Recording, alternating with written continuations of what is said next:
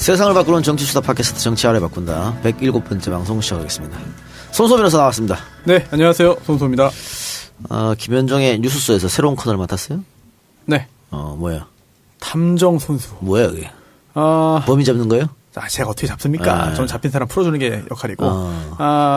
김현정의 뉴스쇼에서 새로 기획한 건데 사건 사고 등등 지금 현재 있는 사건 사고 중에 좀 제대로 짚어서 파헤쳐봐야 되는 것들 아니면 뭐 예전의 사건들 중에 다시 한번 파헤쳐봐야 되는 것들을 하나 골라서 일주일에 하나씩 그에 대한 그 의문을 제기하고 지금까지 드러난 걸 알려주는 거죠. 김현정 앵커가 굉장히 총애하는 것 같아. 손소 변호사를. 그보다 그 CP님이 계십니다. 예, 손금필 PD님이라고. 그분이 저를 좀 혈연의 얽매인 관계네. 그런데 혈연과 학연이 있네요. 생각해보니까. 학연도 같아요? 네, 학연도 있습니다. 고대 출신이에요? 예. 정치알바 들어요, 그분들? 모르겠는데 그분은 모르겠고요. 그 아래 또 PD님들이 많이 계세요. 그분들은 자주 듣습니다. PD는 듣고 CP는 모르겠고. 네. CP님하고 감히 그런 제가 대화를 나눌 수가 없죠. 그래요? 네. 높은 분인데. 나 CP한테 막 하는데. 그래요? 그래서 안 불러주는구나. 형님은 괜찮아요. 높으니까. 네. 정청래 의원 나오셨습니다. 네, 여러분 안녕하십니까. 이 시대의 참 뜨거운 남자 정청래입니다. 요즘 언론에서 뭐 공기업 사장 교체 관련해갖고 정청래 이름이 많이 언급했다는데 왜요? 아니 갑자기 어디 강연 내려가는데 뜨더라고. 공기업 이 시대의 참 검색인으로서 우리는 수시로 검색하잖아. 포털에다가. 뜨자마자 바로 기분 나쁘다, 불쾌하다. 이런데 내 이름을 올리지 마라. 뭐 하마평 이런 걸 언론에 썼는 거죠? 네, 그리고 뭐 중간 제목으로 달았더라고. 나는 전혀 모르는 일이고 그리고 뭐 그러면서 그런 거였어요. 뭐 박근혜 정권 때 공기업 사장들 뭐 낙하산으로 막 내리고 지금 막 자진 사퇴한 사람이 있는데 뭐 어쩌고저쩌고 하면서 뭐 코레일 뭐 사장 어쩌고 막 이러면서 올랐던 거야. 그래서 코레일? 내가 코레일 뭐 하필이면 그때 코레일 KTX를 타고 있어가지고 더 기분 나쁘더라고. 그래서 바로 내리라고 김성희한테 시켰지. 그랬더니 바로 내렸어요. 네.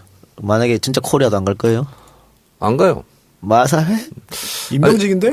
마사회? 그러니까 코레일 사장을 선출직으로 전환하면 뭐 그럴 수도 있는 거지. 근데 우리는 임명직은 안 하거든. 마사회. 현명관 회장이 있었죠? 네, 있었죠. 다 뭐 박근혜 친위 부대지. 네. 그래요. 하여튼 뭐 정 의원님은 수차례 안 간다 그랬으니까 안 가는 걸로 하고요. 근데 그래도 저는 좋은 자리 있으면 갔으면 좋겠어요. 안 간다는데 뭐 그래. 그래도 좋은 자리가 없어요. 그래요? 네. 정치 알바가 제일 좋지 뭐. 그렇습니다. 아주 편안하고 안락해. 안락하기까지. 그래요. 자, 대통령이 지금 휴가 중입니다. 하루 좀 늦었죠? 뭐 북한 미사일 발사 이런저런 이유로. 근데 대통령 휴가를 또 시비 거는 사람들도 있더라고. 이 와중에 그 휴가를 왜 가냐? 라든가 조선일보에서는 아니 취임 2달밖에 안 됐는데 휴가 가는 거 이거 불법 아니야? 뭐 이런 기사도 나오고 하던데. 근데 뭔 일이 있을 때 아무 일도 하지 않으면서 지하 벙커에 가서 군복 입고 있는 MB가 더 이상하지 않았어요? 그러니까. 선글라스. 네, 선글라스 끼고.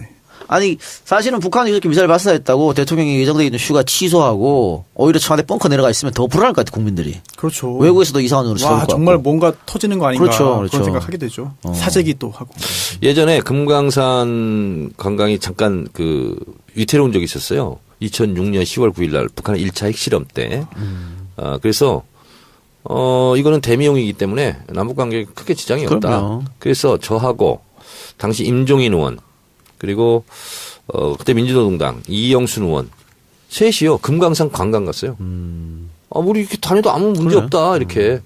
그러니까 우리는 대통령 휴가 가는 걸 너무 타치하는 것 같아요. 예를 들면 외국 같으면요, 보통 4주씩 갑니다. 여름 휴가 대통령이. 오바마도 그랬죠. 그리고 조지 부시는 8년 동안 890일인가 870일 갔어요. 휴가를. 1년에 100일씩 휴가를 떠난 거야. 프랑스는요 휴가가 2달이야. 일반 직장인들도. 그러니까. 네. 그러고 가고 좀 이상해. 또 외국 정상들은 외국으로 또 휴가를 가더라고요. 근데 만약에 문재인 대통령이 뭐 일본으로 휴가를 간다든가 뭐 발리로 간다면 또 난리 날 걸 그걸로. 괌으로 갔으면 좋겠네. 괌으로? 투어이브.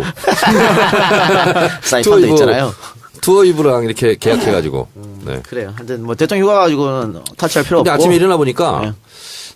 다음 뭐 네이버 포털에 일면에 사진으로 그 휴가 간 장면이 오대산인가? 나오더라고요. 네, 오대산. 네. 그 상원사 가는 길이 있거든요. 네. 저도 갔는데 되게 아주 길이 좋습니다.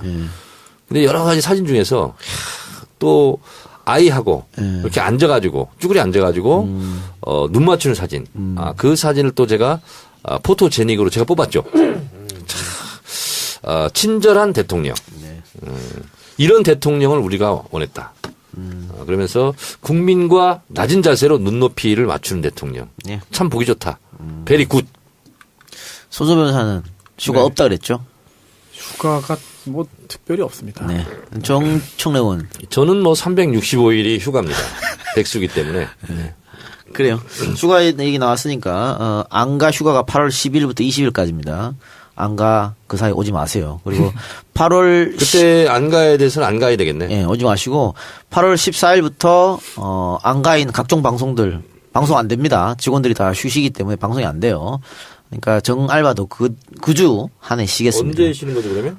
8월 15일 강복절 되겠네요. 아 그래요? 네. 아 그렇구나. 네, 강복절날 쉬니까 착오 없으시기 바랍니다. 그리고 그 문재인 대통령 휴가 관련해서 아니 그 취임한 지 얼마 안 됐는데 휴가를 왜 가냐 그런 규정 위반이다라는 지적이 있었나요 실제로? 조선을 그렇게 썼다니까. 근데 이 공무원이 문재인 대통령이 지금 공무원 처음 하는 게 아니에요. 그 전에도 공무원 했습니다. 청와대도 근무했고 이것까지 합산해서 하는 것이기 때문에 규정 위반이 아니죠. 시비 걸기예요. 네. 공무원 국가공무원 복무 규정 보면은 15일에 연가 일수가 나옵니다. 네. 그래요. 자, 그러면 광고 듣고 와서 107회 방송 본격적으로 시작하겠습니다. 기분 좋다고 쏜 3차 술값 20만 원. 택시에서 떨어뜨린 핸드폰 액정 수리비 15만 원. 내 옆 나란히 누워있는 피카츄 인형 5개. 문자 목록에서 발견한 옛 여친에게 보낸 문자. 자니? 그렇게 싫어한 건 아니었는데 전화는 왜 한 거지 김 부장한테? 술친구만 먹었어도. 후회하지 않게 후회할 일 없게 살아서 집까지 술친구. 재구매율과 후기가 좋은 술친구물 지금 네이버에서 검색하세요. 버섯 요리 전문점 버섯클럽. 여기에서 황제 샤브를 택배로 판매합니다. 황제 샤브는 신선한 야채와 버섯 그리고 주인장의 특별한 된장 육수를 사용하여 아직까지 어디에서도 느껴보지 못한 구수한 샤브를 드리는 제품입니다. 얼큰한 국물을 좋아하시는 분들은 함께 동봉된 청양고춧가루를 넣어 드시면 술안주로도 끝내줍니다. 8가지 신선한 버섯과 해물과 가마복고, 어묵을 같이 드시고 마지막으로 수제비까지 즐기실 수가 있습니다. 가격은 5만원에 무료 배송입니다. 연락처는 152-3945 152-3945입니다. 버섯 요리 전문점의 버섯클럽 황제샤브 택배 판매였습니다. 네, 광고 2개 듣고 왔는데요. 첫 번째 광고 술친구였습니다. 회식 자리를 빛내주는 우리의 굼벵이 파워 친구 술친구. 재구매율 30% 이상. 술친구의 위력을 먹어본 분들은 압니다. 재구매율이 그만큼 높다는 것은 술친구이 정말 효과가 있다는 얘기겠죠. 지금 현재 4+1 이벤트를 진행 중이라고 하니까 4박스 사면 1박스 더 드린다고 합니다. 서둘러 주시기 바래요. 네이버에 술친구를 검색하거나 전화주문 1599-9067 1599-9067로 전화하시기 바랍니다. 이어서 들은 광고 버섯클럽 황제샤브입니다. 곤지암 버섯클럽의 대표 메뉴 황제샤브를 이제는 댁에서 편안하게 맛볼 수 있습니다. 택배 판매가 가능하다는 얘기죠. 신선한 야채와 버섯 그리고 주인장의 특별한 된장 육수를 사용해서 어디서도 맛보지 못한 구수한 샤브를 느낄 수 있습니다. 8가지 신선한 버섯과 해물, 가마복고 같이 한 번에 맛보시고 마지막으로 수제비까지 즐기실 수 있으니까 맛있게 시켜서 드시기 바랍니다. 이게 혹시 지난주에 그겁니까? 네. 저 먹어봤는데 네. 드셔보셨죠? 네. 엄청 맛있어요. 맛있죠? 진짜. 네. 이게 배달해서 되는 건데 배달로 온 건데도 뭐 직접 가서 먹는 거는 얼마나 더 맛있을까 싶을 그러니까. 정도로 굉장히 맛있습니다. 진짜. 예, 연락처 1522-3945 1522-3945 1522-3945 예. 네이버에 곤지암 버섯클럽을 검색하셔도 찾을 수가 있습니다.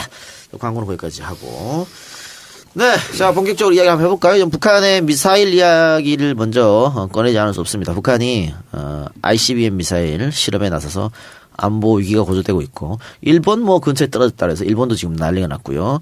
이 ICBM 미사일은 결국은 미국을 겨냥한 거 아니냐 이렇게 해서 또 미국 본토에서도 지금 난리가 난 그런 상황입니다.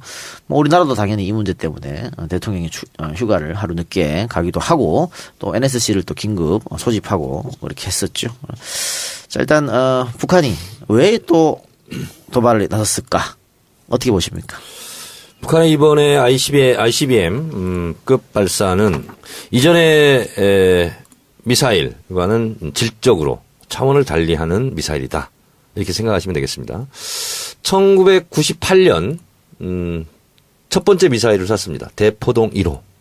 그리고 이번 7월 28일 날 쏜 것이 손수 변호사 몇 차례 쏜 것 같아요?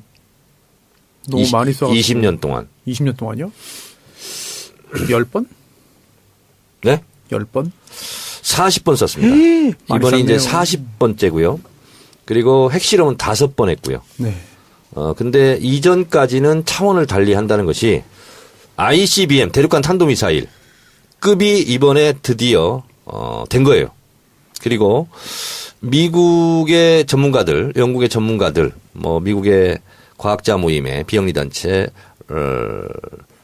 라이트, 로버트 라이트 선임 연구원이라든가 아니면 영국의 전략연구소 선임 연구 이런 분들이 지금 어떻게 예상을 하냐면 10,000km에서 14,000km까지 사거리가 된다. 각도를 줄이면. 네네. 그래서 이것은 지금까지는 뭐 되게 시카고까지 날아가는 거다. 근데 그렇지 않다. 뉴욕, 워싱턴 DC까지 날아갈 수 있는 거리다. 이렇기 때문에 미국으로서는 상당히 좀 전략을 수정할 수밖에 없는 네. 그런 상황으로 간 거죠. 대표적인 미국의 전략통이라고 하는 로버트 게이츠 전 국방장관이라고 있어요. 손수변호 들어보셨어요? 아니요. 이분이 미국 역사상 최초로 공화당 행정부, 민주당 행정부에서 동시에 국방부 장관을 한 사람이에요. 미국 역사상 처음으로. 언제라고 하셨죠? 조지 부시 네네. 대통령, 그다음에 오바마 행정부 연임을 했어요. 그리고 이분이 CIA 국장 출신이에요. 국방부 장관이요? 네. 근데 럼즈펠트 아닌가? 럼즈펠트. 그 후임이죠, 그러니까. 후임. 후임인데 4년 7개월을 했습니다. 그리고 6명의 대통령을 모셨다고 합니다. 이분이. 근데 이분이 뭐라고 얘기했냐면 이제 미국의 전략을 완전히 바꿔야 된다. 그리고 뭐라고 얘기했냐면 북한의 핵이 10개 내지 20개 있다는 것을 일단 인정하고 그러니까 핵 보유국을 인정하자는 거예요. 그 상태에서 협상을 해야 된다. 그리고 중국의 역할론, 책임론 이것을 이제 강조하는 거예요. 물론 그 다음에 중요하지 않은 내용으로 그래도 안 되면 더 강한 압박을 해야 된다. 이런 이제 단서를 달긴 했지만 이분이 이렇게 주장하고 나섰고 그 다음에 미국의 갈루치라고 기억나죠? 예. 전 미 국무부 차관보 갈루치 그리고 윌리엄 페리 전 국방장관 기억나시죠? 네. 이분도 같은 주장을 하고 있습니다. 그리고 중국의 왕이 부장 기억나죠? 예. 네, 생각나죠? 지금도 있잖아요. 네, 왕이 부장. 네. 왕이 부장도 실제로 같은 선상에서 얘기하고 있는데 제가 뒤에 얘기했던 이분 그 갈루치, 윌리엄 페리, 왕이 이 세 사람이 주장하는 것은 이겁니다. 중국 왕이 부장은 쌍중단. 쌍중단이라 하면 뭐냐면 북한도 핵 활동을 중단하고 그리고 한미 연합 군사 훈련 있잖아요. 그것도 중단해라. 그래야 대화의 분위기가 조성된다. 이렇게 주장했고요. 그다음에 갈루치하고 윌리엄 펠리는 영어 발음을 제가 쉽게 할 테니까 잘 들어보세요. 네. Suspension for suspension. 이건 뭐냐면 동결 대 동결. 같은 얘기예요. 쌍중단이랑. 그래서 한미 연합 훈련을 동결하고 그리고 북한 핵 활동도 동결하자. 네. 그리고 그 상태에서 테이블에 앉자. 이렇게 주장을 하고 있습니다. 하나의 그 주장하는 걸 또 제가 이야기 해드리면 이 미국 사람 이름이 왜 이렇게 어려워? 누구요? 제이 레프코비츠. 제이 레프코비츠. 네. 전 미국 북한 인권 특사인데 뉴욕 타임즈에 기고를 해서 하나의 한국 버려야 된다 미국이. 그래서 군사행동으로 북핵 해결 못하기 때문에 평양 정권을 붕괴시킨 거예요. 붕괴시키는 것이 현실적 대안이다. 지금까지 미국의 전략은 다 잘못됐다. 중국과 손잡고 정권을 교체해야 된다. 이런 주장을 펼쳤어요. 거의 정신 나간 주장이죠. 그렇죠. 우리로서는 절대 받아들일 수 없는 얘기죠. 어떻게 헨리 키신저 제일 유명한 사람이죠. 네. 우리가 알고 있는 그분도 좀 그런 좀 약간 좀 동떨어진 얘기를 좋게 얘기해서 했는데. 그러니까 친중 정권을 북한에 세워야 되는 얘기예요. 전혀 불가능한 얘기죠. 네. 그러니까 분단 영구화. 네, 그렇죠, 그거죠. 네. 근데 지금 미국이 이렇게 나오는 거는 어쨌든 이 ICBM이 거의 성공했다고 미국도 보는 거잖아요. 그렇습니다. 북한의 ICBM. 자, 그러면 이제 어떤 상황이 되냐면 손수업이라서 잘 들어보세요. 핵이 북한이 많겠어요? 중국이 많겠어요? 아니, 중국이 많죠. 그렇죠? 네. 중국과 러시아가 핵이 많아요. 네. 근데 미국과 이러저런 정치적 협약이나 협상을 가지고 거기는 좀 안전한 국가라고 생각하는 거야. 네. 근데 북한이 드디어 핵도 10개에서 20개를 가진 상태에서 그걸 운반할 수 있는 대륙간 탄도미사일까지 성공을 한 거야. 미국 본토가 당장 위협적이에요. 그러면 이것을 그냥 강 건너 불구경할 수가 없어요. 그러면 북에 대해서는 그렇다고 선제 타격이라든가 전쟁을 할 수는 없어요. 왜냐하면 지난번 영변 핵시설 예. 선제 타격론이 나왔을 때 결국은 하려다 못한 게 있어요. 그 이유는 뭐냐면 주한 미군이 여기 있고 그리고 미국 사람들이 미국 국적 주민들이 여기 있잖아요. 못해요. 전쟁을 할 수가 없는 거거든. 그렇다면 결국은 협상 테이블로 나올 수밖에 없는 거고 이제 북한이 굉장히 의제에서 굉장히 중요한 국가가 또 된 거예요. 미국의 입장으로서는. 상당히 골치 아프게 됐죠. 예. 그런 상황이죠. 그런데 앞으로 또 북한이 핵실험을 할 가능성도 있습니다. 그러니까 소형화 장착해서 그럴 가능성도 있어 보이는데 어쨌든 이번에 ICBM을 발사해서 그 문재인 정부에서 사실은 ICBM 북한이 발사하기 전날 일반 환경 영향 평가 실시한다. 사드에 대해서 이렇게 했거든요. 근데 이제 ICBM 발사하니까 뒤집어 버렸습니다. 임시 배치하겠다. 이렇게 해서 또 논란이 지금 되고 있는 실정입니다. 이게 대해서는 어떻게 생각하세요? 이게 이제 소위 말하는 안보 딜레마거든요. 예. 이렇게 생각하시면 됩니다. 북한은 40번째 지금 미사일을 발사했는데 98년도에서 20년 동안 40번인데 2017년 올해 12번 집중했어요. 그리고 처음에는 단거리, 그다음에 중거리, 지금은 이제 장거리 이렇게 발전해 왔거든요. 그래서 저는 지금 5차 핵실험까지 했지 않습니까? 1년 전에 했는데 저는 핵실험 가능성, 6차 핵실험 가능성이 있고 그리고 대륙간 탄도미사일 ICBM을 또 발사할 가능성이 더 높다고 봐요. 그래서 긴장을 최고조로 올린 다음에 미국이 어쩔 수 없이 그럼 대화하자. 이렇게 이제 나오는 것을 저는 북한은 노리고 있다. 이렇게 보고 저는 조만간 그런 게 있을 거라고 보는데 이런 상황에서 문재인 대통령이 새벽 1시에 즉각 NSC 국가안전보장회의 소집한 것이 굉장히 잘했고요. 그리고 행동 대 행동의 원칙으로 그렇게 한 것은 잘한 거예요.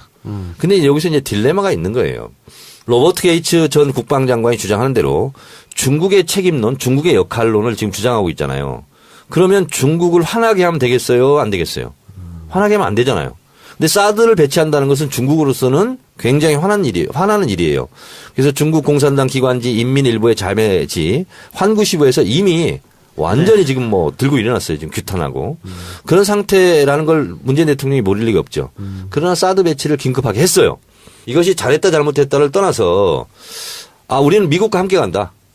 이런 시그널을 보낸 거예요. 그래서 어쨌든 중국과 손을 잡고 이 문제를 해결한다기보다는 일단 한미 동맹을 강화하고 그러면서 후폭풍이 좀 있을 수는 있겠지만 어쨌든 우리는 미국하고 같이 간다. 이것을 보여주기 위해서 뭐 성주 대책위 분들은 지금 반발하고 있고 좀 청와대 시위도 하고 있고 정의당도 비판까지 했는데 그걸 이제 무릅쓰고 이제 한 거거든요. 그래서 그 부분은 결과가 좋으면 나중에 다 좋은 건데 지금은 찬반 양론이 있는 건 사실이에요.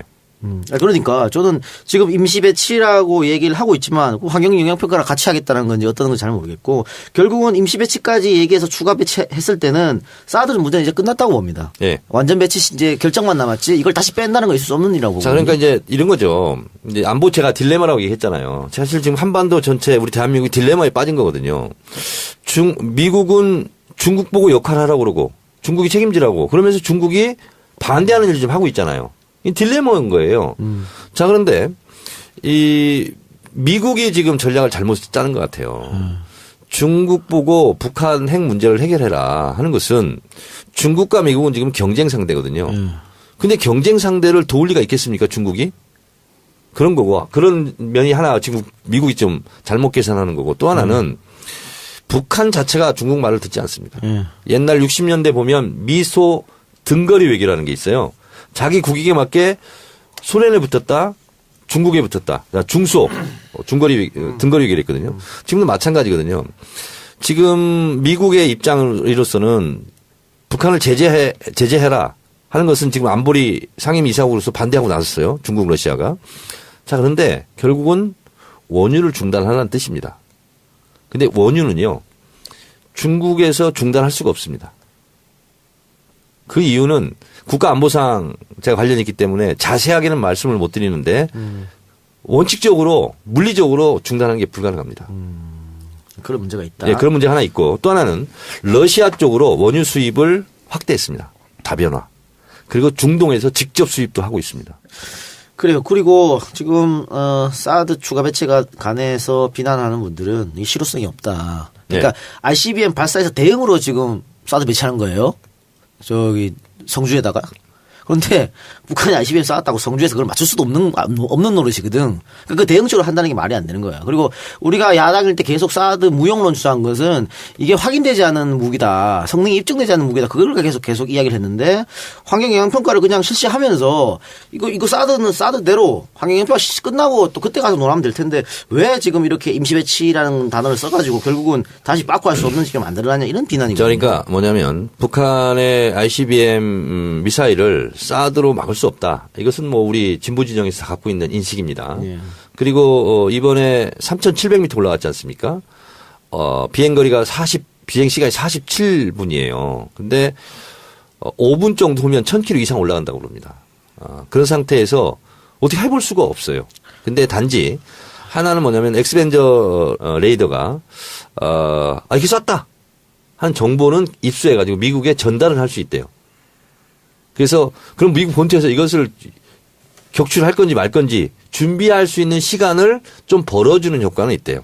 그러니까 그러면 사드라는 게 우리를 지키려고 하는 게 아니고 미국 지키려고 들어왔다는 거 아니겠어요? 그렇다는 얘기죠. 네. 그러면 한미동맹으로 그냥 배치하면 되지 뭐. 네. 한미동맹이 그만큼 중요하다면 한미일 MD에 들어가는 거 아니에요 우리가. 자, 그래서 우리가 이제 경계해야 될 것은 뭐냐면 북한은 통미복람을 원하지 않습니까? 예, 그렇죠. 네, 그래서 실제로요. 98년대 대포동 미사일을 쏘고 나서요. 미국이 직접 북한을 비공개적으로 접촉합니다.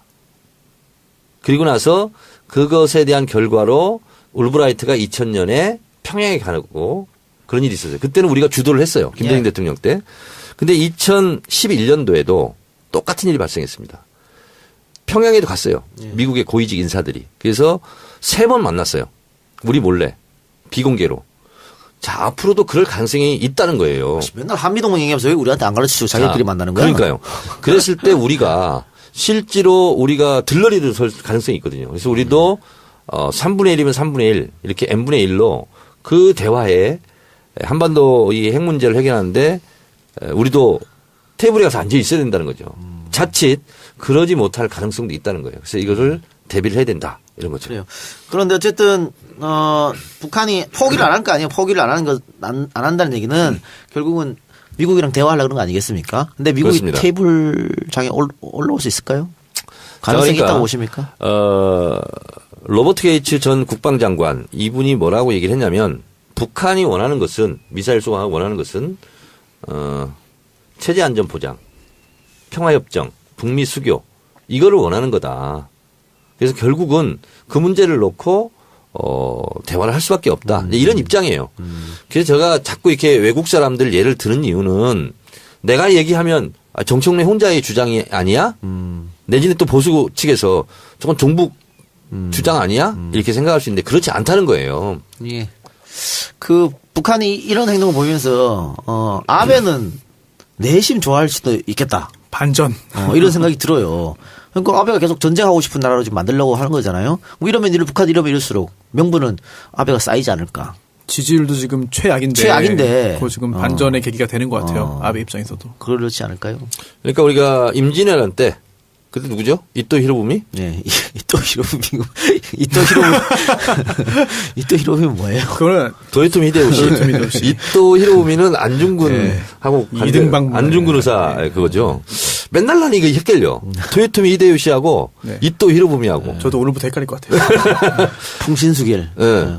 에베레스트하고 엘리베이터하고 맨날 헷갈려요. 저. 하여튼 도요토미 히데요시가 시선을 밖으로 돌리기 위해서 임진왜란 일으킨 거 아니에요. 정명가동. 네네네. 그래요. 손 변호사는 여기에 대해서 할 말 없어요? 사드 배치. 일단 북한의 저런 행동 자체가 좀 겁이 납니다. 솔직히. 좀 겁이 나고요. 하지만 더 겁나는 거는 저거를 제어하겠다고 우리나라와의 협의 없이 또는 우리나라의 동의 없이 미국이 독자적인 군사행동에 나선다면 그건 정말 파멸로 이를 수 있거든요. 그건 곧바로 전면전이고요.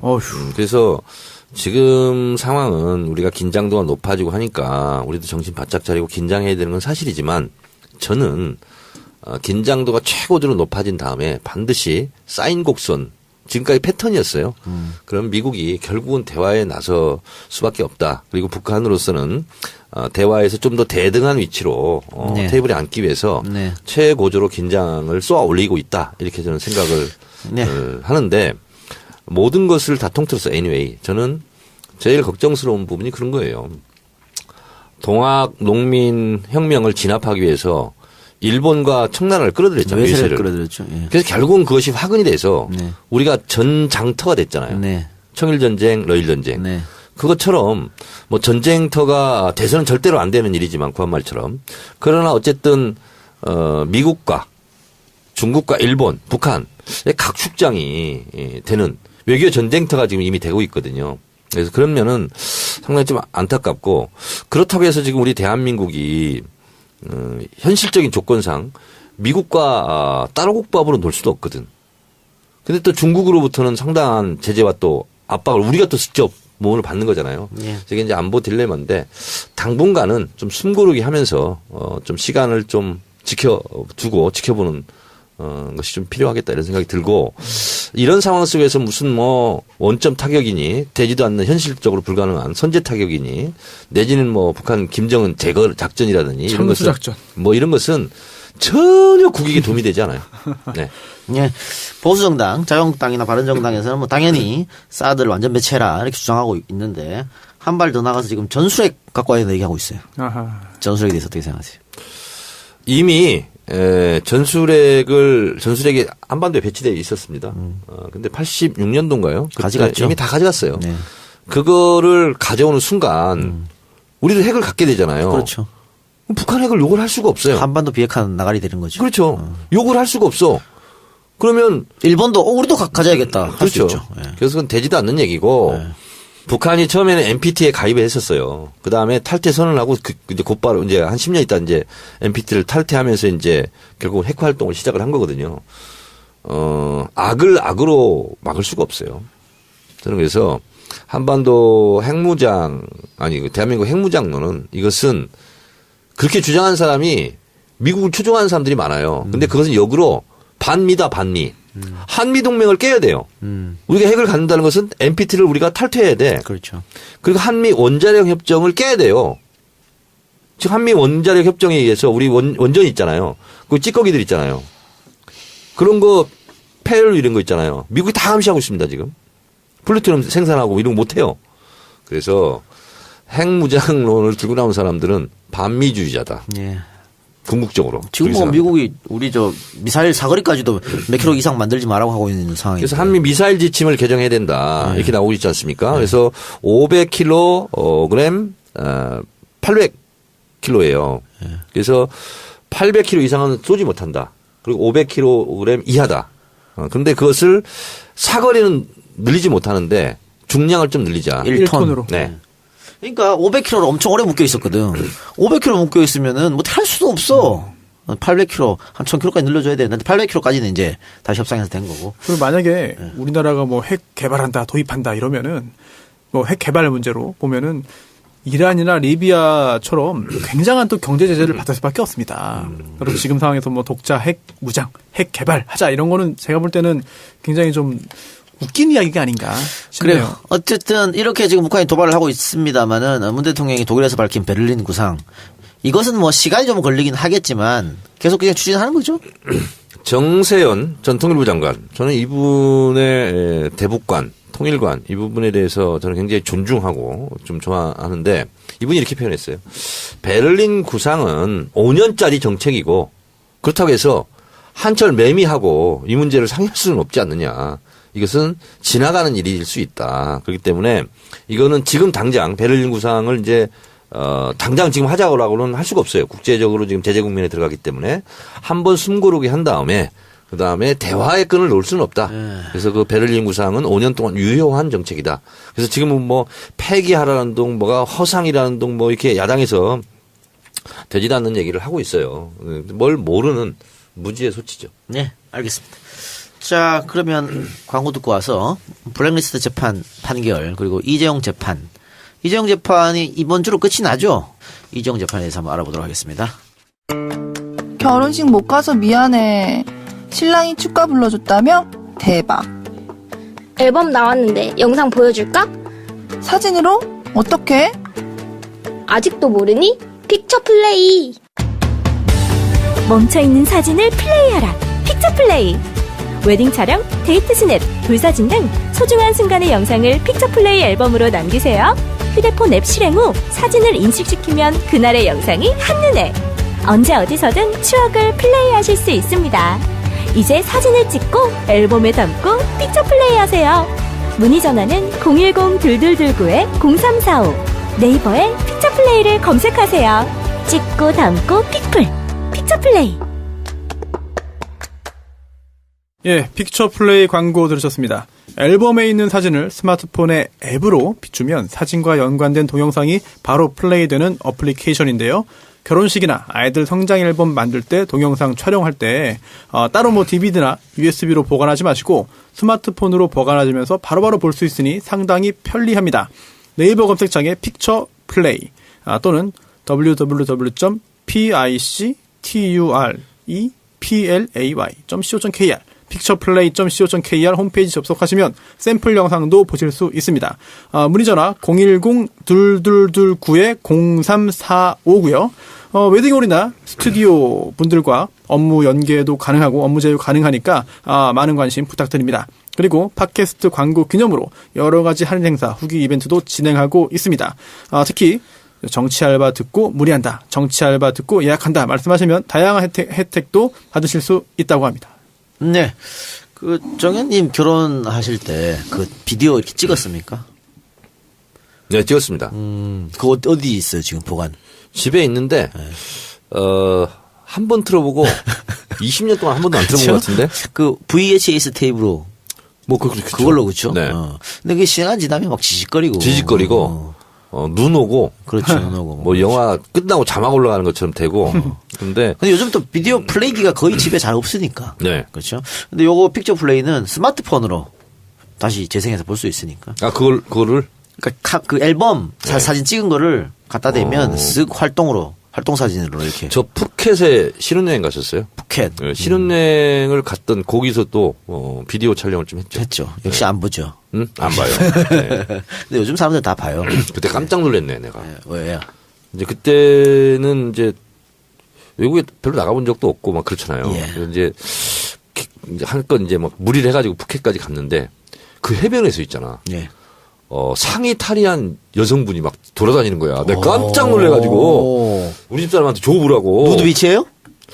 그런지도 모르겠어요. 하여튼. 그냥 막 눈이 동그래져가지고 우리 집 사람한테 막 오라고 했더니 촌스럽게 왜 그러냐고 막 엄청 핀잔 먹었네. 가만히 있으라고. 네. 그 제천의 손수호 여사 누드 펜션. 네. 해결 잘 됐어요? 해결이요? 그거 법적으로 처벌할 방법이 없다면서요? 없죠. 공연 음란죄도 안 되고. 자기 집에서 벗었으니까. 네. 그런 게 있었어요? 예, 공연성도 없고 음란하지도 않을 것 같아요. 그리고 또 경범죄 처벌법에 보면은 과다 노출죄가 있긴 한데 거기에도 해당이 안 되는 것 같아요. 제가 누드 뭐라고? 누드 펜션. 펜션. 제천에 자기들끼리 펜션을 지어놓고 거기서 뭐 자기들 말로는 자연주의를 추구한대요. 그래서 남녀가 모여서 다 이제 옷 벗고 돌아다니는 건데. 독일은 뭐 누디즘. 그런 데 많아요? 이게 독일이 많죠. 근데 그 마을이 그 어르신들이 많이 사시는 곳이거든요. 그래서 어르신들이 막 빨리 나가라고 여기서 이제 항의하고 지금 그런. 그건 잘 모르겠네.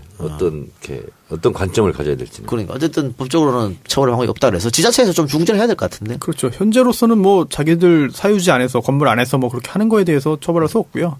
또 예전에 뭐 같은 선상에서 비교하는 건 아닙니다만 서로 파트너를 교환하는 스와핑. 예. 스와핑도 법적으로 처벌할 근거가 없거든요. 네.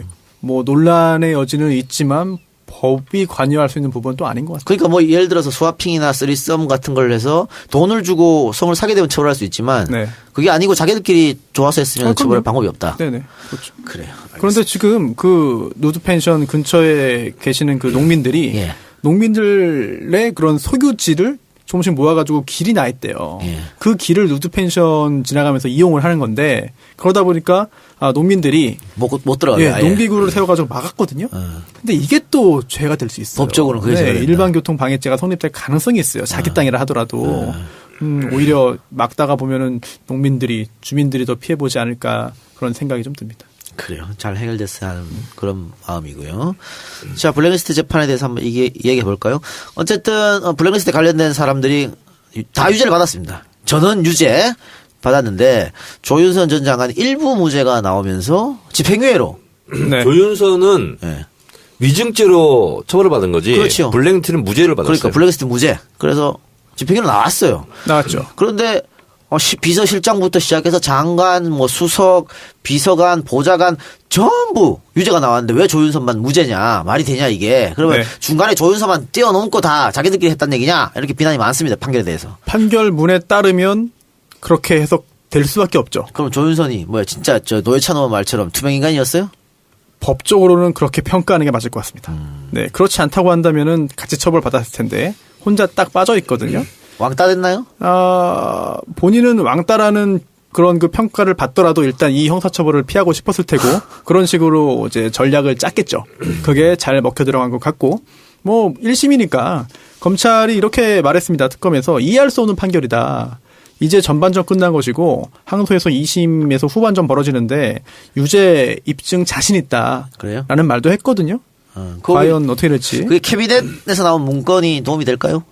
글쎄요. 이번 재판에는 증거로 제출 안 됐죠. 1심에서는. 근데 2심에서는 제출할 수도 있겠고 캐비넷 나온 것 중에 캐비넷에서 나온 것 중에 어떤 문건인지 잘 모르겠네요. 어떤 문건? 아니 모르죠. 우리도 모르는데. 예. 네, 그걸 활용할 수도 있겠냐 하는 거지. 활용할 수는 있죠. 1000건이 넘게 나왔으니까. 네, 활용할 수는 있죠. 근데 일단 지금 조윤선 전 장관을 집중적으로 보자면은 조윤선 전 장관이 이 블랙리스트 작성과 활용에 대해서 지시한 게 없다. 그래요. 그건데 네. 재판부에서 그렇게 한 거는 이번에 같이 구속된 정관주, 네. 신동철 네. 이 사람들이 증언인데 그렇습니다. 또 유진용 전 장관 네. 이 세 사람이 박지준호 전 정무수석이 인수인계 했다는 거 아니에요? 그러니까 지금 제가 말한 세 사람은 조윤선한테 유리한 증거를 한 맞아요. 사람들이에요. 네. 조윤선 몰랐다. 네. 그러니까 재판부에서 조윤선에서 불리한 증거는 채택하지 않고 네. 유리한 증거만 채택하는 바람에 네. 무죄가 난 게 아니냐 이런 주장이야. 채택을 안 한 거, 증거 채택을 안 한 건 아니고요. 네. 다 증거 능력이 있는 증거가 네. 된 거죠. 그런데 그 중에서 조윤선 전 장관에게 유리한 예. 그런 증거가 믿을만하다고 본 거죠. 그래서 특검 입장에서는 조윤선 전 장관의 유죄를 입증할 증거가 충분히 제출됐다라고 본 것이고 또 실제로 문화부 직원들의 증언들이 있습니다. 조윤선 전 장관이 블랙리스트 관련해서 보고하라고 시켰다라든지 이런 증언들이 있어요. 그렇죠, 있죠. 네, 그런데 그러면 지금 정반대로 배치되는 증언들이 있는 거잖아요. 그렇죠. 그 중에서 적어도 1심 재판부는 그 상반된 그런 그 증거들 중에 정관주 전 차관이나 신동철 전 비서관 등의 증언을 더 믿을 수 있다. 네. 그 증언의 무게를 실은 거고 2심에서는 똑같은 증거입니다만 그중에 뭘 더 믿을 수 있냐. 이거에 대한 판단은 얼마든지 달라질 수 있는 거죠. 저는 이번 1심 판결문에서 가장 이상한 게 있어요. 물론 이제 사법부의 판결은 우리가 존중해야 되지만 법치국가에서 정말 이상한 게 뭐냐면 박근혜 대통령은 보수 성향의 지지자들로 인해서 대통령이 됐다. 그래서 보수 쪽의 지원을 확대하고 예. 진보 쪽에 지원을 배제하는 것이 네. 헌법과 네. 법령에 어긋나지 않다. 네. 그래서 공범관계가 성립하지 않는다라는 이상한 말을 했죠. 예. 헌법에서 금지하고 있는 22조 학문과 문화예술의 자유를 가진다. 모든 국민은. 그리고 대한민국 모든 국민은 양심의 자유를 갖는다. 그다음에 법 앞에 평등하다. 그리고 사회 경제적 이유로 차별받지 않는다. 이 헌법을 저는 위반했다고 보는 사람이에요. 예. 이상하고요. 그리고 사익을 취하지 않았다 하는 면에서 최순실의 국정농단과는 다른 거다 이렇게 얘기를 했는데 사익을 취하고 안 취하고를 떠나서 차별을 했고 그리고 피해를 준 거잖아요. 그래서 최순실의 사익 추구와 아니면 그런 문화예술인 블랙리스트에 올라가 있는 분들과 차별한 것이 금전적으로 이쪽은 피해를 또 준 거예요. 결국은. 그런 면에서 봤을 때 앞뒤가 많지 않고 또 하나는 뭐냐면 자체 모순이에요. 판결문에. 이게 법령과 헌법에 위배되지 않는 것을 봤어요. 근데 김기춘은 또 뭐 영화진흥위원회라든가 문화예술위원회라든가 이런 것을 또 불이익을 준 거 있잖아요. 이것은 또 법령을 위반한 걸로 본 거, 유죄로 또 본 거야. 예. 아니, 한 판결문에서 박근혜 대통령의 부분은 위반되지 않았고, 김기춘 실장이 한 것은 또 위반됐고, 손수 변호사. 네. 이거 뭐예요? 또 하나. 이 재판에서 형사 30부죠? 네. 김기춘 실장에 대한 재판을 당연히 불러가지고 신문다고 했죠. 그렇죠. 근데 박근혜는 형사 22부야. 형사 30부에서는 박근혜 증언 한 번도 들어보지도 않았어. 네. 근데 왜 형사 30부가 박근혜에 대해서 공범이 됐다 안 됐다 말을 해요? 판결문이 200쪽이 넘는다고 합니다. 그중에 6장 정도를 할애해서 박근혜 전 대통령이 직접적인 지시가 없었다라는 부분을 언급을 했다고 하는데요. 일단 박근혜 전 대통령이 이 해당 재판부의 이 재판의 피고인은 아니었어요. 그래서 유죄 문제를 판단하지는 않았습니다만, 그런데 이게 김기춘 전 실장 등등 비롯해서 유죄 판결을 선고했잖아요. 그러면은 도대체 그들의 직권남용 행위가 경위가 무엇이고 동기가 무엇이고 전체적으로 어떻게 이루어졌는지를 밝히기 위해서는 그러면은 김기춘 전 실장이 최고 위에 있냐, 그 위에 누가 있냐, 즉 박근혜 전 대통령이 시켰냐 등등을 언급할 수밖에 없습니다. 그리고 또 김기춘 전 실장 등등에 대해서 유죄 판결을 선고하면 양형을 하잖아요. 형량을. 근데 그 형량을 결정함에 있어서도 전체적으로 최초의 지시 또 최고 정점에 누가 있느냐가 중요합니다. 그러다 보니까 박근혜 전 대통령의 개입 여부를 언급할 수밖에 없고요. 언급했다는 것 자체는 사실 뭐 문제 제기하기 어려운 것 같아요. 네. 그리고 첫 번째는 그렇고요. 또 두 번째로 아까 정 의원님께서 헌법 위반이다 말씀하셨는데 저도 헌법 위반으로 보입니다. 그런데 이 재판은 형사 재판이기 때문에 헌법 위반인지 여부를 본격적으로 다투는 재판은 아니고요. 또 두 번째로 근데 왜 언급을 해 판결문에? 네? 헌법과 법령이 위반되지 않는다. 언급을 할 수 있죠. 왜냐하면 그것도 좀 이따 말씀드릴게요. 그리고 기타 그 부당하게 지원해서 배제된 사람들이 손해봤다 했는데 그럼 민사소송에서 해야 되는 거예요. 그래서 여기서는 사실 그것도 핵심은 아니고 그렇다면은 지금 박근혜 전 대통령에 대한 재판은 아니지만 아까 또 한 가지 또 의문 제기하신 게 이게 김기춘 전 실장은 왜 똑같은 행동을 했는데 유죄라고 하고 또 박근혜 전 대통령은 잘못이 없다고 하느냐 했는데 그 부분도 이렇게 이해하면 됩니다. 일단 김기춘 전 실장 같은 경우에는 구체적으로 블랙리스트 작성을 지시했다고 본 것이고요. 하지만 박근혜 전 대통령 같은 경우에는 지원 배제를 지시했다는 증거가 없다는 거예요. 즉 지금 박근혜 대통령을 변호하고 네. 나서는 거예요, 지금? 그럴 리가 있겠습니까? 직접적으로 블랙리스트 작성 지시한 증거가 없다, 부족하다라고 본 것이고요. 또 하나 이 부분은 또 이렇게 왜 없어요? 네. 수석 보좌관회의에서 네. 블랙리스트 만든 거 이것은 네. 해야 된다. 네네. 언급하고 두 번이나 언급하잖아요. 그러니까요. 박근혜 대통령이. 예. 그럼 거기에 따라서 비서실장이나 비서들은 움직이는 거예요. 당연합니다. 그걸 지시라고 봐야지. 당연하죠. 저도 그렇게 보는데 이 해당 판결문에 따르면 제가 판결문을 다 보지 못했지만 뭐 관련된 간접적인 정보에 따르면 이런 부분 있잖아요. 좌파 지원 축소, 우파 지원 확대 표방 이게 헌법과 법령에 위반되지 않는다라고 봤는데 뭐 양보해서 그렇다고 칠 수는 있습니다. 그런데 조금 전에 의원님께서 말씀하신 그 부분은 사실은 지시라고 볼 수 있어요. 그러니까. 예, 그리고 이게 대통령이 어떤 자리이냐.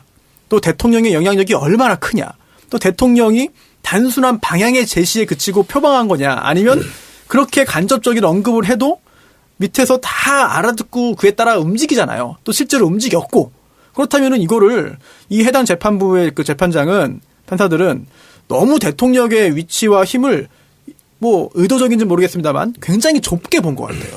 아니 어쨌든 언급을 할 수 있지만은 박근혜하고 공무원 관계가 성립되지 않는다라는 판단 자체를 이 형사 30분에서 했다는 건 문제예요. 문제가 있으니까 법원에서 기자들한테 문자 보내가지고 그거 오해다고 해명을 하지 왜 해명을 해요? 옆 그러면. 재판부에 영향을 줄 수 있는 것을 그건 월권이죠.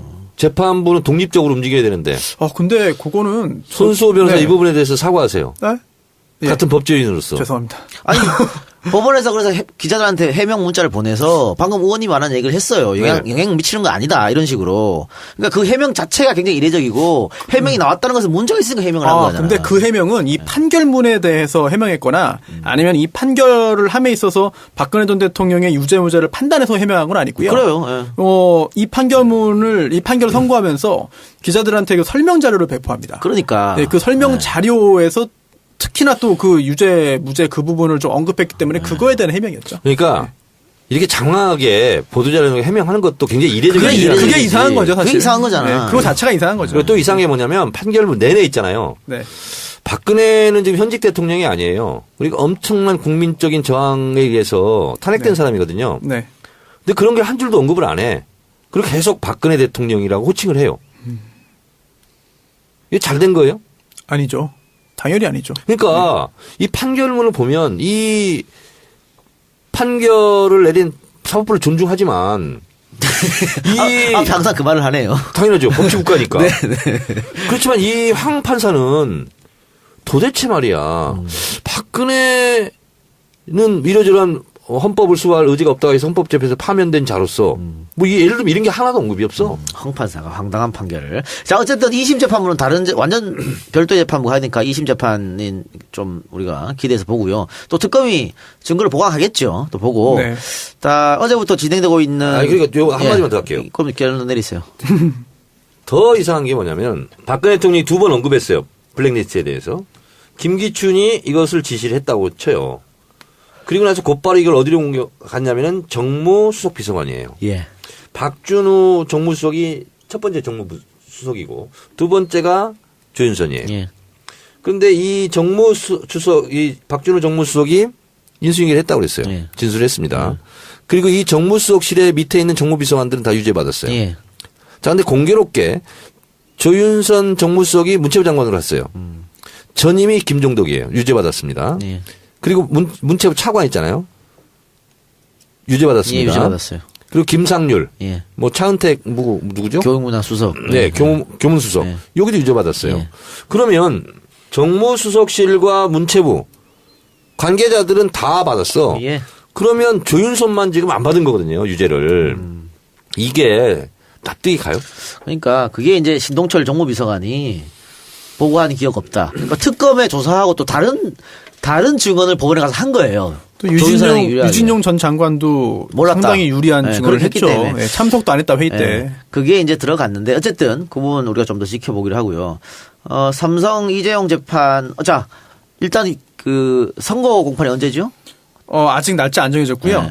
그 7일에 마지막 재판이 예정되어 있습니다. 7일에 마지막 재판. 예. 그리고 오늘 피고인 신문 1일에 그리고 8월 2일에 박근혜 전 대통령 증인 신문 예정되어 있는데 이번에도 역시 불출석 사유서를 냈기 때문에 안 나올 가능성이 높고. 네, 구인하지 않는 한 아마 구인하지 않고 그대로 증언 없이 재판이 끝나지 않을까 싶은데요. 그래서 그것까지 넘어가고 8월 3, 4일에 두 차례 공판기일을 가진 다음에 7일에 결심 예정입니다. 예, 결심. 그럼 한 일주일 정도 후에 선고되겠죠. 예, 결심 예정이 7일이기 때문에. 결심 때 구형을 하는 거죠.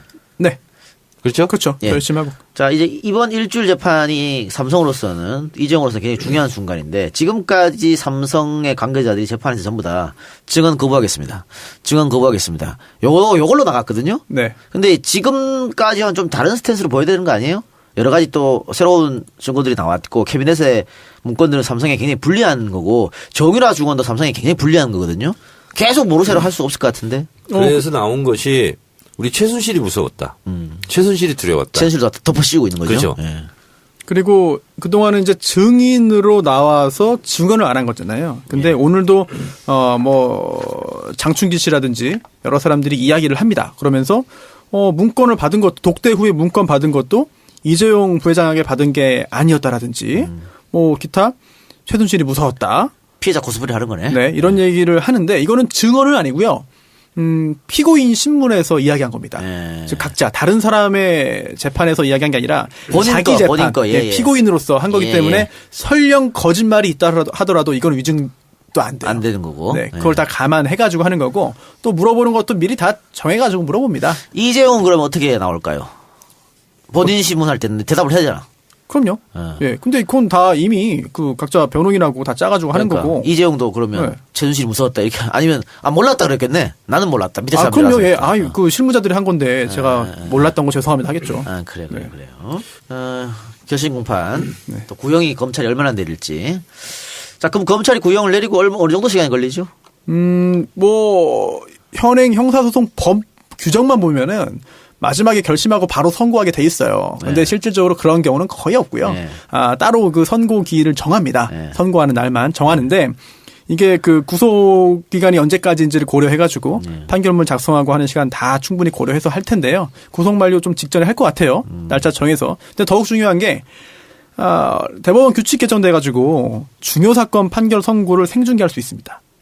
그래서 이재용 선고 재판이 첫 생중계가 될 수 있다. 그런 가능성이 있죠. 네. 지금 중요한 그런 재판에 해당될 가능성이 높고 또 오늘자로 8월 1일자로 또 개정된 규칙이 시행됐기 때문에 가능성이 좀 있어 보입니다. 예. 근데 지금 박근혜 재판도 그렇게 오픈될 가능성이 높은데 태극기 사람들이 또 그거 반대하고 있더라고. 절대 하면 안 된다고. 왜 그렇지? 반대를 할 수도 있지만 반대하는 것 같지만 사실 반대한다고 해서 달라지는 건 없을 것 같아요. 예. 그래요. 그 장충기라든가 여러 사람들이 전부 다 영재센터에 돈 낸 거, 또 미르재단, 스포츠재단에 돈 낸 거, 이재용 결재 없이 우리가 진행했다. 보고하지 않았다. 이걸로 나가네요. 역시 그렇죠. 이재용만 지키자 이 생각인 것 같네요. 그렇습니다. 네. 손수 변호사 질문이 하나 있어요. 예. 예를 들어서 이재용 징역 10년에 처한다. 네. 이렇게 정해놓고 판결문을 씁니까? 아니면 판결문을 쓰고 나서 결론이 징역 10년이다. 이렇게 내립니까? 제가 판사 해봤나요? 예. 추측해 보세요. 추측이요. 일단 글쎄요. 어려운 추측이네요. 네. 제가 판사라면 징역 10년 마음속으로 결정해놓고 거기에 맞는 근거들을 다 댈 것 같아요. 근데 또 이게 그 양형 기준이 있어가지고 그 가중 요소, 참작 요소 해가지고 다 따져가지고 그 선고형의 범위가 또 나오거든요. 감형 이유는 없어요. 유죄라면 이재용 같은 경우는 왜냐하면 상대방이 비협조적이었고 국가경제 국가경제에는 구속돼 있음으로써 지금 더 기여하고 있어요 지금. 그리고 오뚜기 식품은 상속세 절반 다 냈잖아요. 1,500억. 이재용 얼마 냈는지 아세요? 얼마요? 16억 냈다고 그러대. 16억? 노회찬 의원이 어디 나와서 16억 냈다고 그러던데요. 예, 맞아요. 그리고 지금 재산이 몇 조인지 아세요? 얼마입니까? 8조? 8조. 맞네. 8조죠. 엄청 불렸죠. 마이다스의 손이네. 야, 그럼 최근에 주가 올랐으니까 구속된 상태에서도 재산 증식이 많이 됐겠네요. 그렇겠죠. 그러니까 재벌 총수들이 구속되면 경제에 악영향을 끼친다 하는 것은 지금까지 허울이었죠, 허울. 그러니까 삼성 이재용이 구속됨으로써 앞으로 삼성 경영이 투명화된다. 회사가 더 나아지지 않을까 이런 기대 심리 때문에 주가도 오르고 한다는 거 아니에요. 예. 야, 근데 이재용한테 지금 적용된 범죄 혐의가 뇌물 공여, 횡령, 재산 국외 도피, 범죄 수익 은닉, 국회이증. 아유, 맞네요. 5가지네요. 맞네요. 네. 여러 가지가 있을 경우에는 가장 상속법 위반은 없어요? 그건 없습니다. 이게 그 양형위원회의 뇌물범죄 양형 기준이 있네요. 보니까 이재용 부회장 같은 경우에 그 양형위원회의 양형 기준에 따르면 1억 원 이상이기 때문에요. 기본이 징역 2년 6월에서 3년 6월. 감경되면 2년에서 3년. 가중되면 3년에서 5년인데 가중 요소에는 이런 게 있습니다. 업무 관련성이 높은 경우. 적극적인 증거에 적극적으로 줬다는 거죠. 또는 청탁 내용이 불법하거나 부정한 업무 집행과 관련된 경우에 해당될 수 있겠습니다. 그리고 또 피지휘자에 대한 교사 또 해당될 수 있겠죠. 또 반면 감경 요소도 있네요. 심신미약, 농화자, 자수 또는 내부 비리 고발. 그래요. 어쨌든 이게 다 혐의가 인정되면 최대 무기징역입니다. 10년 이상 무징역. 재산 효율 도피가 또 있기 때문에. 네. 그 뇌물은 지금 한 300억 가까이 298억인가 278억인가를 특검에서 받기 때문에. 그리고 만일 뭐 10년 이상 안 나오더라도 유죄 판결이 내려지면 삼성의 복귀는 불가능하다. 또 삼성 내부법이 또 있어가지고 불가능하다. 또 이렇게 삼성 내부법이요? 네. 그게 뭐예요? 그러니까 징역형 받으면 취업 제한이 걸립니다. 경영 일선에 복귀를 못한다. 이렇게 되겠죠. 예. 집행유예를 받더라도 향후 2년 동안 삼성전자 포함한 삼성 계열사 임직원을 취업할 수 없다. 이렇게 돼 있습니다. 그건 뭐 바꿀 수도 있고 뭐 그 있는 상태에서 그냥 가서 바꿔요? 앉아서 다 할 수도 있고 뭐 아무 의미 없어요. 그건. 그래요. 알겠습니다. 어쨌든 이 재판도 정말 세계 재판 같네요. 그 지금 얘기 들어보니까 여기 누가 맡고 있어요, 변호? 김현장이에요? 다른 쪽이에요? 한 100억 예상하고 있다더라고. 변호사 비용만. 거기는 이제 그 타임 차징이라고 해가지고 쓴 시간대로 계속 이제 누적되니까요. 네, 뭐 착수금 얼마 성공보수가 없죠, 이제는 법상. 그렇게 하는 게 아니라 일한 만큼 계속 되니까 뭐. 네. 손수호 변호사는 네. 1억짜리 해본 적 있어요? 착수금 1억은 아니고 성공보수는 유능한 변호사네. 근데 그게 유능한 변호사라기보다는 눈탱이 쳤지 뭐. 네? 아니에요. 근데 이기기 쉬운 상대방 사건. 눈을 때렸어요? 그런 적도 있죠. 예. 이기기 쉬운 사건은 사실 1억밖에 어려워요. 아, 그래요? 네. 그렇겠죠. 예. 기본이 얼마예요? 정하기 나름입니다. 정하기 나름이에요. 500 아니면 500 보통. 뭐 정하기 나름이죠. 알겠습니다. 그래요. 자, 더 이상 할 말 있어요? 없죠? 네. 예, 여기서 그러면 1부를 마치고요. 손혜원 의원이 1부에는 참석을 못했습니다. 또 앞에 일정이 있어가지고. 아직도 안 오고 있는데 글쎄요. 우리가 한 1부 끝나고 한 5분 10분 쉬니까 그 사이 오면은 2부 같이 하기로 하고요. 108회 방송은 정청래 키워드 분석을 중점으로 이야기를 나눠보겠는데 가계부채하고 혁신안에 대해서 얘기하신다고요? 가계부채는 뭔 얘기인지 알고 혁신안 무슨 혁신안을 말씀하시는 거예요? 지금 뭐 더불어민주당도 혁신위원회를 꾸렸잖아요. 아, 그래요? 그래서 자유한국당만 혁신이 자꾸 나온 것 같아가지고. 바른정당도 있을 거요. 다 있을 거예요. 지금 정당별로 지금 하고 있을 텐데 뭐 크게 중요한 얘기는 아니에요. 왜 그게 중요하지 않으면서. 근데 어쨌든 정청래 키워드 분석 가계부채 혁신안에 대해서 이야기 한번 해보도록 하겠습니다. 자, 들어주신 여러분 감사하고 저희는 내일 뵙겠습니다. 고맙습니다. 네, 고맙습니다. 감사합니다. 자니? 그렇게 싫어한 건 아니었는데 전화는 왜 한 거지, 김 부장한테? 술친구만 먹었어도! 후회하지 않게 후회할 일 없게 살아서 집까지 술친구. 재구매율과 후기가 좋은 술친구물 지금 네이버에서 검색하세요. 버섯 요리 전문점 버섯클럽. 여기에서 황제 샤브를 택배로 판매합니다. 황제 샤브는 신선한 야채와 버섯 그리고 주인장의 특별한 된장 육수를 사용하여 아직까지 어디에서도 느껴보지 못한 구수한 샤브를 드리는 제품입니다. 얼큰한 국물을 좋아하시는 분들은 함께 동봉된 청양고춧가루를 넣어 드시면 술안주로도 끝내줍니다. 8가지 신선한 버섯과 해물과 가마복고, 어묵을 같이 드시고 마지막으로 수제비까지 즐기실 수가 있습니다. 가격은 5만원에 무료 배송입니다. 연락처는 152-3945 152-3945입니다. 버섯 요리 전문점의 버섯클럽 황제 샤브 택배 판매였습니다. 네, 광고 2개 듣고 왔는데요. 첫 번째 광고 술친구이었습니다. 회식 자리를 빛내주는 우리의 굼벵이 파워 친구 술친구. 재구매율 30% 이상. 술친구의 위력을 먹어본 분들은 압니다. 재구매율이 그만큼 높다는 것은 술친구이 정말 효과가 있다는 얘기겠죠. 지금 현재 4+1 이벤트를 진행 중이라고 하니까 4박스 사면 1박스 더 드린다고 합니다. 서둘러 주시기 바래요. 네이버에 술친구를 검색하거나 전화주문 1599-9067 1599-9067로 전화하시기 바랍니다. 이어서 들은 광고 버섯클럽 황제샤브입니다. 곤지암 버섯클럽의 대표 메뉴 황제샤브를 이제는 댁에서 편안하게 맛볼 수 있습니다. 택배 판매가 가능하다는 얘기죠. 신선한 야채와 버섯 그리고 주인장의 특별한 된장 육수를 사용해서 어디서도 맛보지 못한 구수한 샤브를 느낄 수 있습니다. 8가지 신선한 버섯과 해물, 가마복고 같이 한 번에 맛보시고 마지막으로 수제비까지 즐기실 수 있으니까 맛있게 시켜서 드시기 바랍니다. 이게 혹시 지난주에 그겁니까? 네.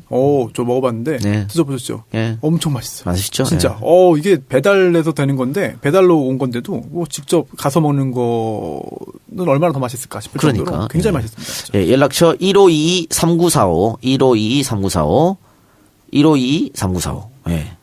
네이버에 곤지암 버섯 클럽을 검색하셔도 찾을 수가 있습니다. 광고는 거기까지 하고. 네, 자 본격적으로 이야기 한번 해볼까요? 좀 북한의 미사일 이야기를 먼저 꺼내지 않을 수 없습니다. 북한이 ICBM 미사일 실험에 나서서 안보 위기가 고조되고 있고 일본 뭐 근처에 떨어졌다 그래서 일본도 지금 난리가 났고요. 이 ICBM 미사일은 결국은 미국을 개장한 거 아니냐 이렇게 해서 또 미국 본토에서도 지금 난리가 난 그런 상황입니다.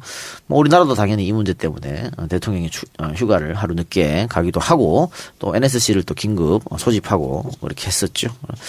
자 일단 북한이 왜 또 도발을 나섰을까? 어떻게 보십니까? 북한의 이번에 ICBM 급 발사는 이전의 미사일과는 질적으로 차원을 달리하는 미사일이다. 이렇게 생각하시면 되겠습니다. 1998년 첫 번째 미사일을 쐈습니다. 대포동 1호. 그리고 이번 한미연합훈련을 동결하고 그리고 북한 핵활동도 동결하자. 네. 그리고 그 상태에서 테이블에 앉자. 이렇게 주장을 하고 있습니다. 하나의 주장하는 걸 또 제가 이야기 해드리면 이 미국 사람이 왜 이렇게 어려워? 누구요? 제이 레프코비츠. 네. 전 미국 북한 인권 특사인데 뉴욕 타임즈에 기고를 해서 하나의 한국론 버려야 된다 미국이. 그래서 군사 행동으로 북핵 해결 못하기 때문에 평양 정권을 붕괴시킨 거예요. 붕괴시키는 것이 현실적 대안이다. 지금까지 미국의 전략은 다 잘못됐다. 중국과 손잡고 정권을 교체해야 된다. 이런 주장을 펼쳤어요. 거의 정신 나간 주장이죠. 그렇죠. 우리로서는 절대 받아들일 수 없는 얘기죠. 어떻게 헨리 키신저 제일 유명한 사람이죠. 네. 우리가 알고 있는 그분도 좀 그런 좀 약간 좀 동떨어진 얘기를 좋게 얘기해서 했는데 그러니까 친중 정권을 북한에 세워야 되는 얘기예요. 전혀 불가능한 얘기죠. 네. 그러니까 분단 연구화. 네, 그렇죠, 그거죠. 네. 근데 지금 미국이 이렇게 나오는 거는 어쨌든 이 ICBM이 거의 성공했다고 미국도 보는 거잖아요. 그렇습니다. 북한의 ICBM이. 자, 그러면 이제 어떤 상황이 되냐면 손수업이라서 잘 들어보세요. 핵이 북한이 많겠어요? 중국이 많겠어요? 중국이 많죠. 그렇죠? 네. 중국과 러시아가 핵이 많아요. 네. 근데 미국과 이러저런 정치적 협약이나 협상을 가지고 거기는 좀 안전한 국가라고 생각하는 거야. 네. 근데 북한이 드디어 핵도 10개에서 20개를 가진 상태에서 그걸 운반할 수 있는 대륙간 탄도미사일까지 성공을 한 거야. 미국 본토가 당장 위협적이에요. 그러면 이것을 그냥 강 건너 불구경할 수가 없어요. 그러면 북에 대해서는 그렇다고 선제 타격이라든가 전쟁을 할 수는 없어요. 왜냐하면 지난번 영변 핵시설 선제 타격론이 나왔을 때 결국은 하려다 못한 게 있어요. 그 이유는 뭐냐면 주한 미군이 여기 있고 그리고 미국 사람들이 미국 국적 주민들이 여기 있잖아요. 못해요. 전쟁을 할 수가 없는 거거든. 그렇다면 결국은 협상 테이블로 나올 수밖에 없는 거고 이제 북한이 굉장히 의제에서 굉장히 중요한 국가가 또 된 거예요. 미국의 입장으로서는. 상당히 골치 아프게 됐죠. 예. 그런 상황이죠. 그런데 앞으로 또 북한이 핵실험을 할 가능성도 있습니다. 그러니까 소형화 장착해서 그럴 가능성도 있어 보이는데 어쨌든 이번에 ICBM을 발사해서 그 문재인 정부에서 사실은 ICBM 북한이 발사하기 전날 일반 환경 영향 평가 실시한다. 사드에 대해서 이렇게 했거든요. 근데 이제 ICBM 발사하니까 뒤집어 버렸습니다. 임시 배치하겠다. 이렇게 해서 또 논란이 지금 되고 있는 실정이다. 이게 대해서는 어떻게 생각하세요? 이게 이제 소위 말하는 안보 딜레마거든요. 예. 이렇게 생각하시면 됩니다. 북한은 40번째 지금 미사일을 발사했는데 98년도에서 20년 동안 40번인데 2017년 올해 12번 집중했어요. 그리고 처음에는 단거리, 그다음에 중거리, 지금은 이제 장거리 이렇게 발전해 왔거든요. 그래서 저는 지금 5차 핵실험까지 했지 않습니까? 1년 전에 했는데 저는 핵실험 가능성, 6차 핵실험 가능성이 있고 그리고 대륙간 탄도미사일 ICBM을 또 발사할 가능성이 더 높다고 봐요. 그래서 긴장을 최고조로 올린 다음에 미국이 어쩔 수 없이 그럼 대화하자. 이렇게 이제 나오는 것을 저는 북한은 노리고 있다. 이렇게 보고 저는 조만간 7월 28일 날 쏜 것이 손수 변호사. 몇 차례 쏜 것 같아요? 너무 많이 쏴가지고. 20년 동안. 20년 동안요? 10번? 네? 10번? 40번 썼습니다. 많이 이번이 이제 쐈네요. 40번째고요. 그리고 핵실험은 5번 했고요. 네. 근데 이전까지는 차원을 달리 한다는 것이 ICBM 대륙간 탄도미사일 급이 이번에 드디어 된 거예요. 그리고 미국의 전문가들, 영국의 전문가들, 뭐 미국의 과학자 모임의 비영리 단체 라이트, 로버트 라이트 선임 연구원이라든가 아니면 영국의 전략연구소 선임 연구 이런 분들이 지금 어떻게 예상을 하냐면 10,000km에서 14,000km까지 예. 사거리가 된다. 아니, 각도를 줄이면. 네네. 그래서 이것은 지금까지는 뭐 되게 시카고까지 날아가는 거다. 근데 그렇지 않다. 뉴욕, 워싱턴 DC까지 날아갈 수 있는 거리다. 이렇기 때문에 미국으로서는 상당히 좀 전략을 수정할 수밖에 없는 네. 그런 상황으로 간 거죠. 대표적인 미국의 전략통이라고 하는 로버트 게이츠 전 국방장관이라고 있어요. 손수변호 들어보셨어요? 아니요. 이분이 미국 역사상 최초로 공화당 행정부, 민주당 행정부에서 동시에 국방부 장관을 한 사람이에요. 미국 역사상 처음으로. 언제라고 하셨죠? 조지 부시 네네. 대통령, 그다음에 오바마 행정부 연임을 했어요. 그리고 이분이 CIA 국장 출신이에요. 국방부 장관이요? 네. 근데 럼즈펠트 아닌가? 럼즈펠트. 그 후임이죠, 그러니까. 후임. 후임인데 4년 7개월을 했습니다. 그리고 6명의 대통령을 모셨다고 합니다. 이분이. 근데 이분이 뭐라고 얘기했냐면 이제 미국의 전략을 완전히 바꿔야 된다. 그리고 뭐라고 얘기했냐면 북한의 핵이 10개 내지 20개 있다는 것을 일단 인정하고 그러니까 핵 보유국을 인정하자는 거예요. 그 상태에서 협상을 해야 된다. 그리고 중국의 역할론, 책임론 이것을 이제 강조하는 거예요. 물론 그 다음에 중요하지 않은 내용으로 그래도 안 되면 더 강한 압박을 해야 된다. 이런 이제 단서를 달긴 했지만 이분이 이렇게 주장하고 나섰고 그 다음에 미국의 갈루치라고 기억나죠? 예. 전 미 국무 차관보 갈루치 그리고 윌리엄 페리 전 국방장관 기억나시죠? 네. 이분도 같은 주장을 하고 있습니다. 그리고 중국의 왕이 부장 기억나죠? 예. 네, 생각나죠? 지금도 있잖아요. 네, 왕이 부장. 왕이 부장도 실제로 같은 선상에서 얘기하고 있는데 제가 뒤에 얘기했던 이분 그 갈루치, 윌리엄 페리, 왕이 이 세 사람이 주장하는 것은 이겁니다. 중국 왕이 부장은 쌍중단. 쌍중단이라 하면 뭐냐면 북한도 핵 활동을 중단하고 그리고 한미 연합 군사 훈련 있잖아요. 그것도 중단해라. 그래야 대화의 분위기가 조성된다. 이렇게 주장했고요. 그다음에 갈루치하고 윌리엄 펠리는 영어 발음을 제가 쉽게 할 테니까 잘 들어보세요. 네. Suspension for suspension. 이건 뭐냐면 동결 대 동결. 같은 얘기예요. 쌍중단이랑. 그래서 휴가 취소하고 오히려 청와대 벙커 내려가 있으면 더 불안할 것 같아 국민들이. 그렇죠. 외국에서도 이상한 으로 와 정말 뭔가 터지는 거 아닌가 그렇죠. 그런 생각하게 되죠. 사재기 또 하고. 예전에 금강산 관광이 잠깐 그 위태로운 적이 있었어요. 2006년 10월 9일 날 북한의 1차 핵실험 때. 그래서 이거는 대미용이기 때문에 남북 관계에 크게 지장이 없다. 그럼요. 그래서 저하고 당시 임종인 의원 그리고 그때 민주노동당 이영순 의원 셋이요 금강산 관광 갔어요. 우리 이렇게 다녀도 아무 문제 그래. 없다 이렇게. 그러니까 우리는 대통령 휴가 가는 걸 너무 타치하는 것 같아요. 예를 들면 외국 같으면요, 보통 4주씩 갑니다. 여름 휴가 대통령이. 오바마도 그랬죠. 그리고 조지 부시는 8년 동안 890일인가 870일 갔어요. 휴가를. 1년에 100일씩 휴가를 떠난 거야. 프랑스는요 휴가가 2달이야. 일반 직장인들도. 그러니까. 네. 그러고 가고 좀 이상. 또 외국 정상들은 외국으로 또 휴가를 가더라고요.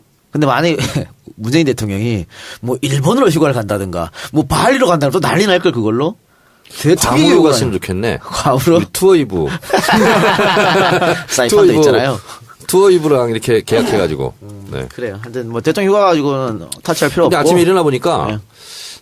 다음 뭐 네이버 포털에 일면에 사진으로 그 휴가 간 장면이 오대산인가? 나오더라고요. 네, 오대산. 네. 그 상원사 가는 길이 있거든요. 네. 저도 갔는데 되게 아주 길이 좋습니다. 근데 여러 가지 사진 중에서 또 아이하고 이렇게 앉아가지고 쭈그리 앉아가지고 눈 맞추는 사진. 그 사진을 또 제가 포토제닉으로 제가 뽑았죠. 친절한 대통령. 이런 대통령을 우리가 원했다. 그러면서 국민과 낮은 자세로 눈높이를 맞추는 대통령. 예. 참 보기 좋다. 베리 굿. 손소 변호사는 휴가 네. 없다 그랬죠? 휴가가 뭐 특별히 없습니다. 네. 정청래 의원. 저는 뭐 365일이 휴가입니다. 백수기 때문에. 네. 그래요. 휴가 얘기 나왔으니까 안가 휴가가 8월 10일부터 20일까지입니다. 안가 그 사이 오지 마세요. 그리고 8월 그때 안 가야 돼서는 안 가야 되겠네. 예, 오지 마시고 8월 14일부터 안가인 각종 방송들 방송 안 됩니다. 직원들이 다 쉬시기 때문에 방송이 안 돼요. 그러니까 정 알바도 그 주 한 해 쉬겠습니다. 언제 쉬는 거죠 그러면? 8월 15일 광복절 되겠네요. 아 그래요? 네. 아 그렇구나. 네, 광복절날 쉬니까 착오 없으시기 바랍니다. 그리고 그 문재인 대통령 휴가 관련해서 아니 그 취임한 지 얼마 안 됐는데 휴가를 왜 가냐 그런 규정 위반이다라는 지적이 있었나요 실제로? 조선을 그렇게 썼다니까. 근데 이 공무원이 문재인 대통령이 지금 공무원 처음 하는 게 아니에요. 그 전에도 공무원 했습니다. 청와대도 근무했고 이것까지 합산해서 하는 것이기 때문에 규정 위반이 아니죠. 시비 걸기예요. 네. 공무원 국가공무원 복무 규정 보면은 15일에 연가 일수가 나옵니다. 네. 그래요. 자, 그러면 광고 듣고 와서 107회 방송 본격적으로 시작하겠습니다. 기분 좋다고 쏜 3차 술값 20만 원. 택시에서 떨어뜨린 핸드폰 액정 수리비 15만 원. 내 옆 나란히 누워있는 피카츄 인형 5개. 문자 목록에서 발견한 옛 여친에게 보낸 문자. 세상을 바꾸는 정치수다 팟캐스트 정치아를 바꾼다. 107번째 방송 시작하겠습니다. 손소 변호사 나왔습니다. 네, 안녕하세요. 손소입니다. 김현정의 뉴스소에서 새로운 코너를 맡았어요? 네. 뭐야? 탐정 손수. 뭐야, 그게? 범인 잡는 거예요? 제가 어떻게 잡습니까? 저는 잡힌 사람 풀어주는 게 역할이고. 김현정의 뉴스쇼에서 새로 기획한 건데, 사건, 사고 등등. 지금 현재 있는 사건, 사고 중에 좀 제대로 짚어서 파헤쳐봐야 되는 것들. 아니면 뭐 예전의 사건들 중에 다시 한번 파헤쳐봐야 되는 것들을 하나 골라서 일주일에 하나씩 그에 대한 그 의문을 제기하고 지금까지 드러난 걸 알려주는 거죠. 김현정 앵커가 굉장히 총애하는 것 같아, 손소 변호사를. 그보다 그 CP님이 계십니다. 예, 손금필 PD님이라고. 그분이 저를 좀 혈연의 얽매인 관계네. 그런데 혈연과 학연이 있네요. 생각해보니까. 학연도 같아요? 네, 학연도 있습니다. 고대 출신이에요? 예. 정치 알바 들어요, 그분들? 모르겠는데 그분은 모르겠고요. 그 아래 또 PD님들이 많이 계세요. 그분들은 자주 듣습니다. PD는 듣고 CP는 모르겠고. 네. CP님하고 감히 그런 제가 대화를 나눌 수가 없죠. 그래요? 네. 높은 분인데. 나 CP한테 막 하는데. 그래요? 그래서 안 불러주는구나. 형님은 괜찮아요. 높으니까. 네. 정청래 의원 나오셨습니다. 네, 여러분 안녕하십니까. 이 시대의 참 뜨거운 남자 정청래입니다. 요즘 언론에서 뭐 공기업 사장 교체 관련해갖고 정청래 이름이 많이 언급했다는데 왜요? 아니 갑자기 어디 강연 내려가는데 뜨더라고. 공기업 이 시대의 참 검색인으로서 우리는 수시로 검색하잖아. 포털에다가 뜨자마자 바로 기분 나쁘다, 불쾌하다. 이런데 내 이름을 올리지 마라. 뭐 하마평 이런 걸 언론에 썼는 거죠? 네, 그리고 뭐 중간 제목으로 달았더라고. 나는 전혀 모르는 일이고 그리고 뭐 그러면서 그런 거였어요. 뭐 박근혜 정권 때 공기업 사장들 뭐 낙하산으로 막 내리고 지금 막 자진 사퇴한 사람이 있는데 뭐 어쩌고저쩌고 하면서 뭐 코레일 뭐 사장 어쩌고 막 이러면서 올랐던 거야. 그래서 코레일? 내가 코레일 뭐 하필이면 그때 코레일 KTX를 타고 있어가지고 더 기분 나쁘더라고. 그래서 바로 내리라고 김성희한테 시켰지. 그랬더니 바로 내렸어요. 네. 만약에 진짜 코리아도 안 갈 거예요? 안 가요. 마사회? 임명직인데? 마사회? 그러니까 코레일 사장을 선출직으로 전환하면 뭐 그럴 수도 있는 거지. 근데 우리는 임명직은 안 하거든. 마사회 현명관 회장이 있었죠? 네, 있었죠. 다 뭐 박근혜 친위 부대지. 네. 그래요. 하여튼 뭐 정 의원님은 수차례 안 간다 그랬으니까 안 가는 걸로 하고요. 근데 그래도 저는 좋은 자리 있으면 가시면 좋겠어요. 안 간다는데 뭐 그래. 그래도 좋은 자리가 없어요. 그래요. 네. 정치 알바가 제일 좋지 뭐. 아, 그렇습니다. 아주 편안하고 안락해. 안락하기까지. 네. 그래요. 자, 대통령이 지금 휴가 중입니다. 하루 좀 늦었죠? 뭐, 북한 미사일 발사 이런저런 이유로. 근데 대통령 휴가를 또 시비 거는 사람들도 있더라고. 이 와중에 그 휴가를 왜 가냐? 라든가, 조선일보에서는, 아니, 취임 2달밖에 안 됐는데 휴가 가는 거 이거 불법 아니야? 뭐 이런 기사도 나오고 하던데. 근데 뭔 일이 있을 때 아무 일도 하지 않으면서 지하 벙커에 가서 군복 입고 있는 MB가 더 이상하지 않았어요? 그러니까. 선글라스. 네, 선글라스 끼고. 아니, 사실은 북한이 이렇게 미사일 발사했다고 대통령이 예정돼